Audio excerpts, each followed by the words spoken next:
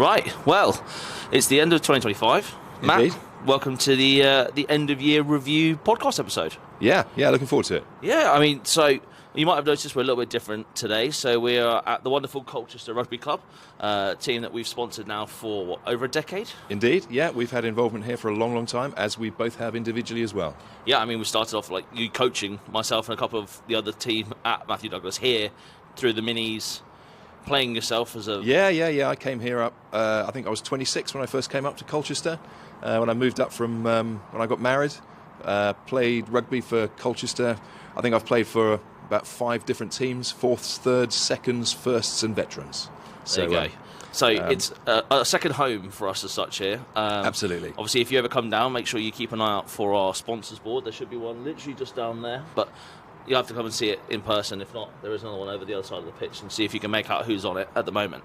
But we thought it'd be a nice way to kind of round up the year, and obviously Merry Christmas coming yes, up and soon. to you. And to you. We're not in our festive get-up because we are semi-professional today, hosting a lunch. Yeah, so. we were sort of toying with the nod towards Christmas. It was company. It was kind of club ties, companies, gilets, and Harry's succumbed to his Guinness shirt, which is lovely.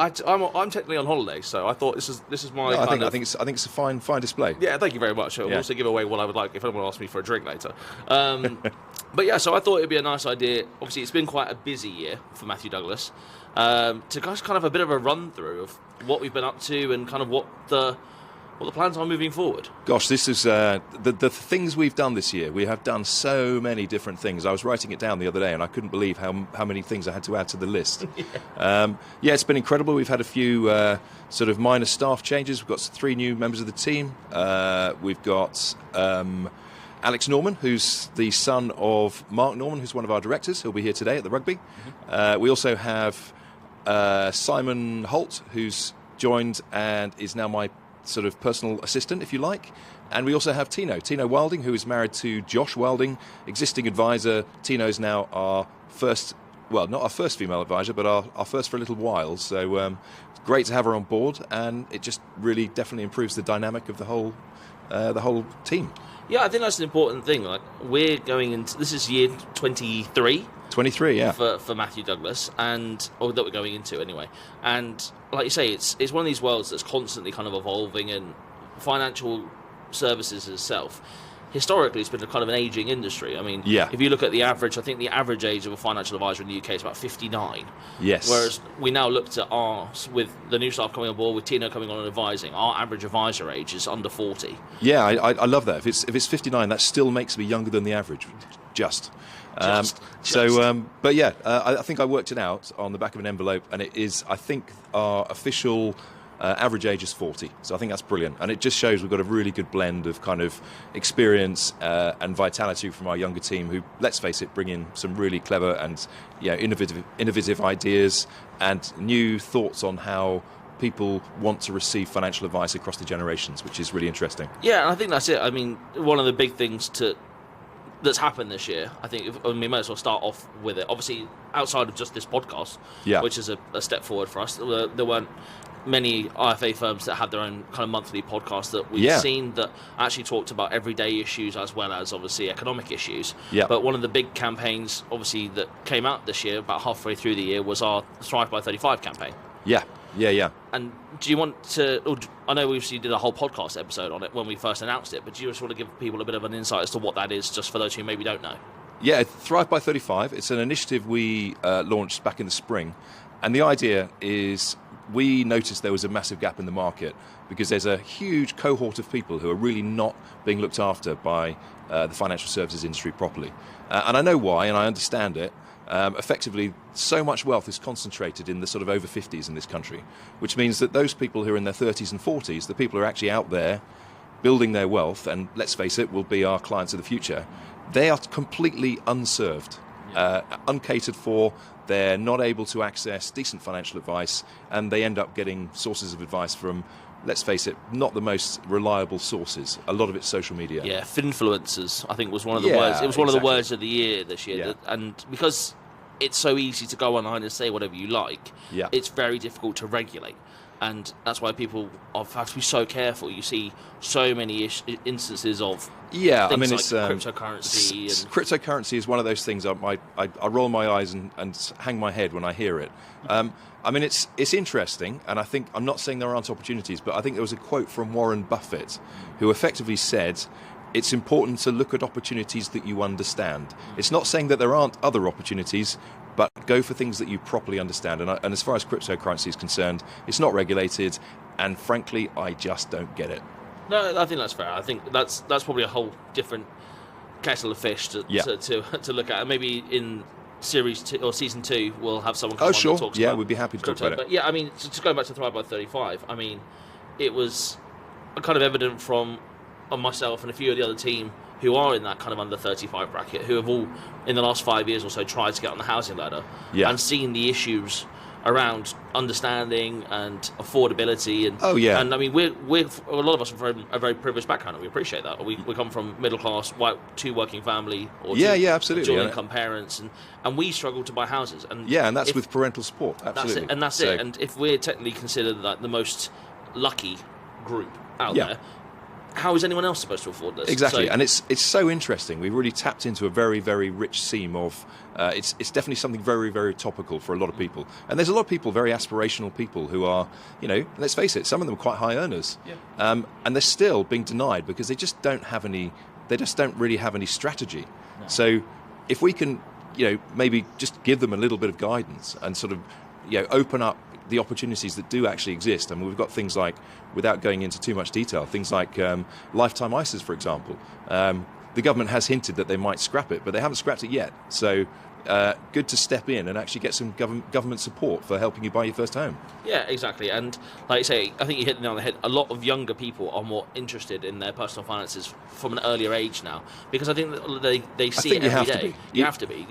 You see all the news about state pensions and triple locks, and you see all the news about private pensions. And I think everyone's now at that point saying, well, I actually need to start saving now. If it's not for a house, just for my retirement, because I don't know when I get older what there's going to be. And the reality is, compared to 30 years ago when I was buying my first home, it literally is twice as expensive to buy a property for somebody in their 30s. It really is, because house prices have gone up exponentially, and salaries just have not kept pace. No, I think they said it was in 2000, an average house was 4 times your salary. Yeah. In 2025, it's 9 times your salary. That sounds very plausible, yeah. Which, so that's sort of horrifying. But on to kind of other things throughout the year. I think you mentioned obviously about the team growing, which is brilliant, but what's also been growing is kind of some of the recognition and some of the awards that we've seen. We've been so busy. I've tried to sort of write down everything that's been going on. I mean, we started sort of going in for awards probably about 3 years ago. Yeah, 2 or 3 years ago. We won the first thing we ever won was a diversity award back in 2023 from Money Age. Money Age, that's right. I've suddenly woken up to the fact that actually it's really interesting to get recognition from your own industry, but just across the board for small business, and in our case, family business. So we're sort of tapping into that. This year we've had our 13th nomination. Well, we're actually listed in the top 100 for NMA Citywire, which is quite a prestigious award for those who aren't aware of it. But I'm not aware of any other firm who've actually been in it 13 years consecutively. Yeah, the consecutive thing is the big issue there, isn't it?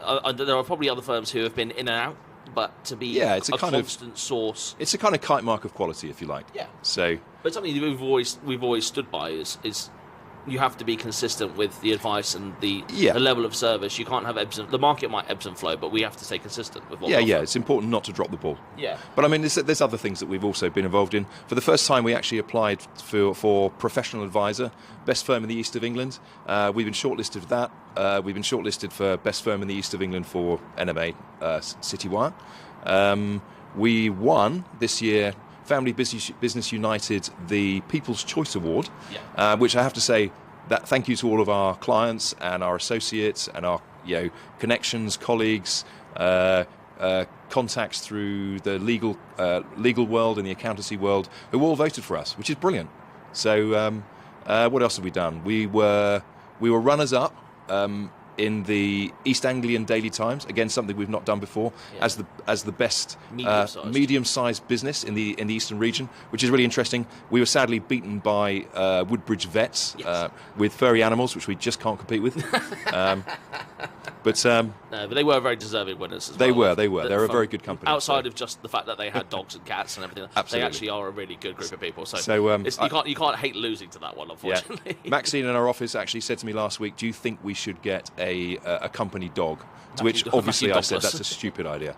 So I don't know. Matthew Douglas has quite a nice ring to it. Oh, like it. Yeah, very good. Yeah. I mean, so some of the other ones as well. Like you say, we've also been listed for the last couple of years as one of the best places to work by Professional Advisor. Yes, that's right. And I think we're in the running, hopefully, for yes, we are 3 years in a row, which would be brilliant from them. Yep. And obviously, there are other awards that are going around. And importantly, that's voted for by the team as well. Yeah. So hopefully that means that we're doing a good job and people like working for us, which is what we want. That's it. And I think, again, and a lot of those come from what we've done in the past and the kind of platform we've built, but then also going forward and investing in the future. Obviously, some of the changes this year is the fact we've expanded to a second office. We have, this is exciting stuff. We now have an office in New Broad Street, just round the corner from Liverpool Street Station. Yeah, the easiest way I've found to describe it to where people is, you come out the back of Liverpool Street, go past McDonald's, go past the pub, and turn right. And that's it's the best if way. You can get past them. If you can get past, yes, exactly. If you haven't had to stop in both of them first, but it's the best way to find it. And if you hit the pastry shop, you've gone too far. Exactly right. I mean, but for us, it's been brilliant because it allows us to look after or cater for more of our London-based clients. During their working days, they don't have to take a day out. Also, from our side as well, we're dealing more with kind of other satellite offices or people that have got startups that are interested about finance. And the hardest thing is actually kind of training our clients who've been with us for many decades to that we actually do have an office in London, and you don't necessarily have to have a home visit. You can if you like, but you don't have to. But new clients, brilliant, and we are starting to get traction with a few businesses around the city, which is really interesting and fun. And obviously, like we said, it's helped kind of our image as a little bit kind of pushing more into London. Obviously, I know we've done a lot in kind of Suffolk, East Anglia. I think we are very much regarded as an East Anglian company. We are right in the heart of East Anglia. But the reality is, I mean, so many of our clients actually come across the whole of the southeast, throughout the nation, and with a few who've moved overseas in the last 20 years as well. So and I think we are truly a global brand. Yeah, absolutely. And with that comes the need for technology and advancements. And obviously during COVID, Teams was a big step forward for everyone, not just for us. And obviously it kind of closed the loop for people that wanted to speak to their advisor, but were isolating. And obviously the next great kind of technological advancements is going to be artificial intelligence. Well, as far as the whole Teams thing is concerned, I mean, it's great to be able to do Teams calls, but obviously we would never want to lose sight of the fact that it is very much a personal touch type of business. So that human contact is key to, if you like, one of our unique selling points. Absolutely. But again, I mean, AI, for example. AI is fascinating. It's obviously it's been the talk of the year with the Magnificent Seven mainly being built up in the stock market from AI companies, and every industry is having to either adapt to bring it in or get left behind, and we're no strangers to that. I think it's a really interesting thing. I mean, we get technology sort of improvements all the time, but I think in a service-based industry like ours, you have to look at it with a cool head, not panic and think, oh, we're going to get left behind. You just got to look at your whole sort of service proposition and think, how can we incorporate the technology into our process to make us more efficient? And clearly there are opportunities to do that. I mean, we were looking at swim lanes. If those of you who haven't ever done a swim lane before, basically you put down your entire business process from point of speaking to a new person all the way through to the end of a transaction, for example, and you plot who does what and where and when, and kind of identifying where AI kind of fits into that swim lane now. And we've partnered with a firm called Autumn Right, who virtually a startup, I think, but they are great guys. They're really, really helpful. We get to speak to some people very, very, very much at the cutting edge of the technology itself. So we're not speaking to a sort of sales middleman, if you like, which is really interesting because they can share their insights and we can share ours. So we can actually build a system that really, really works for us. So which creates a few anomalous situations with letter writing. They basically take a transcript from a meeting. And also obviously our handwritten notes, and they can piece together and they can put together letters for clients, which is really, really interesting. And I think it's important to mention, obviously, we talked about the personal touch still being really important. Oh, absolutely. And this isn't going to be one of those things where AI comes in and replaces somebody. No, it allows us, and we're using it more from the enhancing people's efficiency side. Yeah, absolutely. I mean, personally, I'm hopeful it will actually be completely the opposite to that, because it means it actually frees up more time to be spending with clients, which is what I believe clients value the most. Yeah, you don't want to be sat in a meeting with your advisor just staring face down at their laptop the entire time taking notes. Exactly. If you can have AI there that's recording the meeting for you and transcribing it, you can spend more time being personable. You can pick up on cues, from emotional cues and everything like that, and provide that better, more kind of human service, which sounds really funny that you're talking about offering a more human service by the use of artificial intelligence. Yeah, but it does work, and we see it. Obviously, there's still some of those kind of fun kinks that come with a new system. Obviously, when you're on a call with a client and they shout at their dog in the background. That was the classic. That is my favourite one so far. Well, I basically had a client shouting at me to get off the sofa, but I think we've reached an understanding now. Hopefully that won't come back to the regulators asking what you were doing on the sofa and why. But yeah, I think obviously AI is a big step forward. Obviously, Thrive by 35 is a big step forward, and I think, like we talked about as well, actually, what we've maybe in the past not been brilliant about or brilliant at doing is talking about it and kind of saying what we're doing and why we're doing it and what's been the effects of it. And obviously, so this year's been a big push on things like social media. Across all platforms, we've opened obviously this new podcast, but we're doing more on YouTube, short platforms like Instagram, TikTok, YouTube Shorts, Facebook still, LinkedIn, and it's been brilliant to kind of see this spread. I mean, we had a meeting the other day where we looked at the kind of statistics for the year as such, and I mean this year, by the end of the year, we're hoping that we'll cross the million views across all platforms. I find it absolutely mind-blowing that we can get that kind of reach. And that's it, and it sparked a lot of conversations on social media. I know particularly our post-budget podcast where we were talking about what's fair in society for people paying for things, or is it right with what's being kind of proposed by the Labour government? And I mean that's had 40,000 views and about 500 to 600 comments of people, and it's led to full-on conversations with people from all sorts of different backgrounds in the comment section, which is brilliant. I mean, we try and read as many as we can, but a lot of the time, a lot of people have different opinions, and that's what's brilliant. It encourages debate. It is interesting because what we love. You're always caught between this. I don't want to be too political when I'm talking into a camera. But it's some of the decisions that have been made at a government level really are quite mind-bogglingly stupid, in my opinion. But that's just a personal view. No, exactly. But it's also been great to kind of, in a world where industries are maybe closing a little bit with regards to the amount of family-owned businesses or independent firms, particularly in our world where actually there's a lot of consolidation going on with either people can't afford the compliance costs of anymore, or this is it. staffing costs or anything like that. I mean, I think it's important for us. I mean, we are a high street business. We're a family business. We're a high street business, and it's not hard to see that companies on the high street are suffering. There was an interesting article in the Telegraph this morning just talking about the increase to business rates for pubs.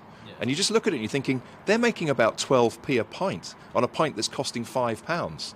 It's just bonkers. Yeah, no, it's terrifying. I think they said the government takes something about £1.70 or something from every pint. It's insane. Absolutely insane. On taxes. But and also now that you've had the extra cost of actually hospitality costs. And I know I did see a funny article that came out the other day that Jeremy Clarkson's banned the entirety of the Labour Party from his. I saw that. Apart from one MP who was one of the MPs that stood against the farmers' tax. He's the only member from Labour that's allowed to come to his pub in the Cotswolds, which is. Well, I must admit, I do actually have a T-shirt that says ban nothing, question everything.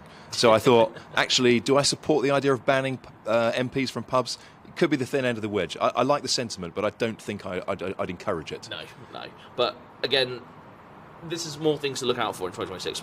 You get these kind of quips and kind of fun stories that come out, but also actually seeing what the impacts of changes in policy actually look like. Obviously, a lot of things are going to come in from April 2026. And obviously from April 2026, that starts the 1-year countdown timer for pensions into inheritance tax, which is April 2027. So I think next year could be a very busy year with people that are now looking at their pensions, looking at their estates, going, actually, I have less than a year now to sort out anything. It's a very serious point, really. But I mean, just a kind of a little bit of a look back over the year. Obviously, the markets this year, for those who have been investing, have been... Yeah, they've been pretty kind to us. We do kind of measure ourselves against our peers, other financial advisors, and we seem to be doing pretty well. So, all credit to Tom in our office, who's Tom and Paul, who head up that side of our strategy. Yeah, and obviously we've had all the joys of dealing with policy changes coming out of the States with the Donald. Yeah. We had a few hairy moments back in the spring with the, the massive tariffs, and we suddenly saw a huge dip in the stock market, and everybody started to panic. And you're thinking, "Oh my goodness, what are we going to do? What's going to happen here?" Yeah. We took a view at the time, thinking this will be short-lived, and it turned out it was. So I breathed a big sigh of relief there. Yeah, and I think it's important to say, and I know a lot of clients maybe come to us and say, "Oh, how come we didn't see this coming?" Or how come if this changes? Obviously, there's a lot of kind of geopolitical tensions around, and always, but there always is. And I think that's this is it. I mean, there's always little shocks to the system. I think one of the big sort of telling points is things like the oil price. The oil price has been sort of steadily coming down this year, and I think that's a fair indication that the kind of geopolitical climate is marginally improving. And that's generally speaking, if the oil price comes down, it makes the cost of doing business come down. So that's usually a good sign for the global stock market. Yeah, absolutely. Well, Matt, is there anything that you want to say directly to the camera? Obviously, we'll sign off for the end of the year. Yeah, no, it's been a really exciting year. I've really enjoyed it. I think highlights for me, we're doing a podcast from the car park in Hadley, discussing the massively underutilised electric car parking spaces, which I've been stopped in the street many times by people in Hadley sort of saying, "Oh, I saw that, it was really funny." So it's all good fun. But yeah, it's been a great 2025. I want to wish everybody a very happy Christmas and a prosperous new year. And let's hope 2026 is, dare I say it, as good for the stock market as it was this year. And we don't get any nasty shocks. Perfect. Again, from us at Matthew Douglas, a very Merry Christmas, a very Happy New Year. Enjoy the festive break. We look forward and most importantly, yeah, let's hope this is a 14th consecutive win for Colchester Rugby Club today. Yeah, very true. Yeah. Come on, the Ravens. Absolutely. Looking forward to that one against Westcliff today. Plus Essex rivalry to end the year. Yeah, no, it should be fun. Looking forward to it. We look forward to having a great day today. Thank you, Colchester, again for having us and letting us kind of host our podcast out of here today. Thank you to all the team. We look forward to having the delicious Christmas lunch, and if you haven't already, if you're local to Colchester and you've got a business here, make sure you reach out to the club. They're always looking for support, sponsors. The lunches are brilliant, a brilliant place to bring clients or workmates or anyone in between. It's great fun. But absolutely. Anything else from you? Not really. It's 10:30 in the morning. It is freezing cold, and I'm looking forward to a hot drink. Fair enough. Well, from us here at Matthew Douglas, thank you so much for watching this year. We look forward to seeing you in the new year for season 2. Watch out for any changes that might come along.